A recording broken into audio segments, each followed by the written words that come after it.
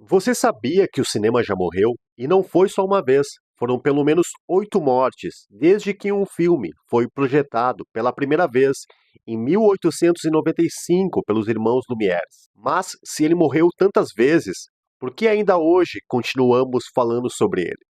O vídeo de hoje é sobre as 8 mortes do cinema. E mais importante, por que ele nunca morreu de verdade? A primeira morte do cinema ocorre em 1895, ano que ele nasce.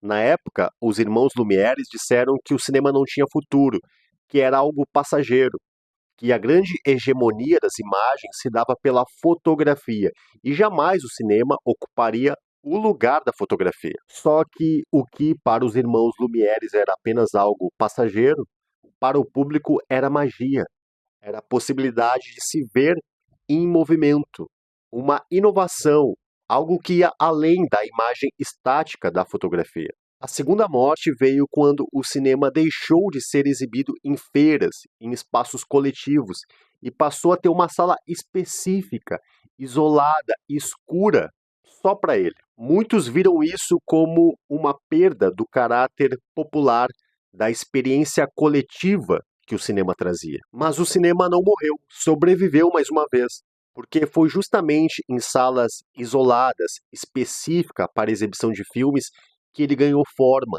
ganhou estrutura, ganhou uma atenção a mais que ele não tinha ainda. O cinema passou a ter uma regularidade de exibição e um público fiel, que assistia o filme pelo filme e não apenas como um entretenimento dentro daquela feira. Então o cinema não morreu, ele apenas encontrou a sua casa. A terceira morte do cinema se dá em 1910. Até então, o cinema tinha um caráter real, documentário, né? Não havia trama, ficção. E nesse ano surgem narrativas, personagens, ficção bem delimitada. E muitos viram isso como uma traição da suposta essência do cinema, que era nada mais, nada menos que apenas documentar a realidade, sem interferência por via de uma narrativa. Mais uma vez, o cinema sobreviveu. Foi justamente a ficção do cinema que fomentou ideias, emoções que eram muito limitadas naquela proposta de apenas filmar a realidade. Finalmente, o cinema virou arte narrativa, como o teatro, como a literatura. Com a chegada do som no final da década de 1920, muitos viram que a introdução do som tiraria a essência do cinema.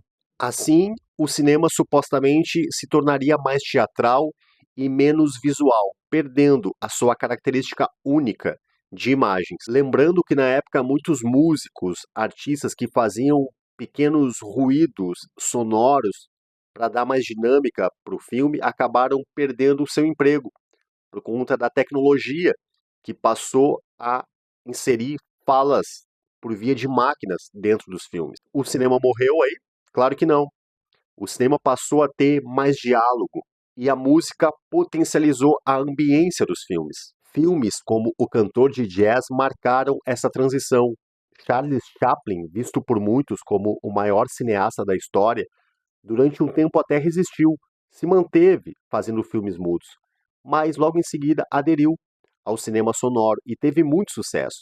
Ele foi a prova de que as duas maneiras de fazer cinema podiam coexistir com qualidade. Mas na década de 1950, muitos decretaram que o cinema finalmente iria morrer, porque foi o surgimento da televisão nas salas das pessoas. Então, por que as pessoas iriam sair de casa para ver um filme se elas tinham o filme ali dentro da sua sala? Mas mesmo podendo assistir os filmes de graça, sentado no sofá, as pessoas iam ao cinema, porque o cinema se inovou, criando o cinemascope, que eram telas muito grandes, muito largas, com cores muito vibrantes. Uma experiência que as pessoas jamais teriam em uma televisão simples, preto e branco, na sua sala. E a sexta morte do cinema se daria pelo surgimento dos videocassetes, das VHS. As pessoas não precisavam mais depender da programação da televisão. Elas podiam escolher o filme que queriam assistir e podiam assistir a qualquer hora, a qualquer dia. O cinema perdeu o monopólio da exibição e muitos acharam que o cinema se tornaria apenas uma peça de museu. Mas o que aconteceu foi que o VHS ajudou o cinema a sobreviver.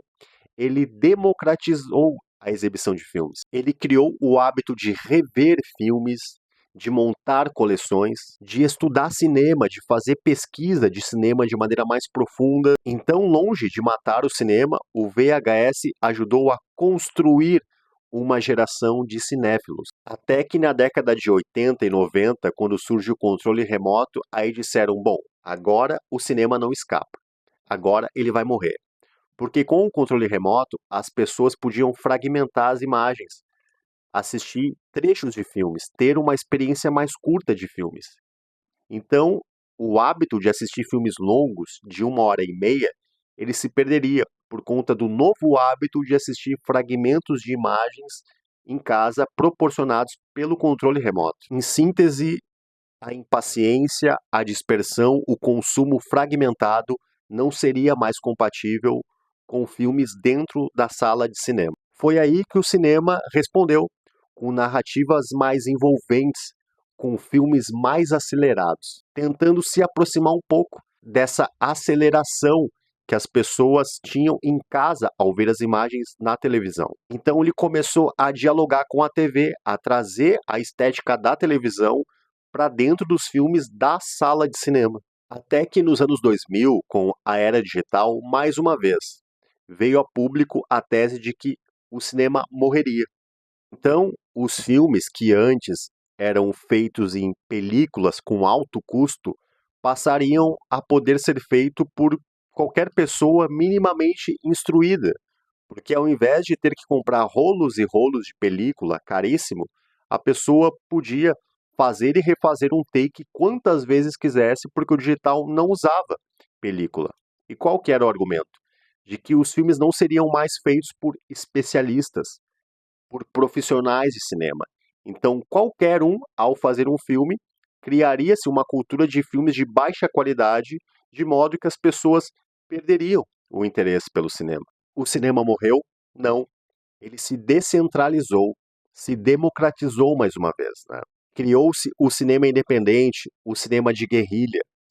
Muitos talentos e inovações estéticas muito profundas surgiram dentro desse cinema independente, que inclusive foram levadas para os grandes blockbusters. O cinema passou a ser uma espécie de organismo vivo, difícil de ser compreendido sim, mas cada vez mais vivo. Então, o cinema morreu? Morreu sim, várias vezes, mas só um pouco. Ele sempre ressurgiu. E em cada morte, ele voltou diferente, mais complexo, mais híbrido. E a pergunta a ser feita não é se o cinema morreu, mas o que sobrou do cinema. E aí, para ti, o que sobrou do cinema? Eu quero ver o teu ponto de vista aqui nos comentários.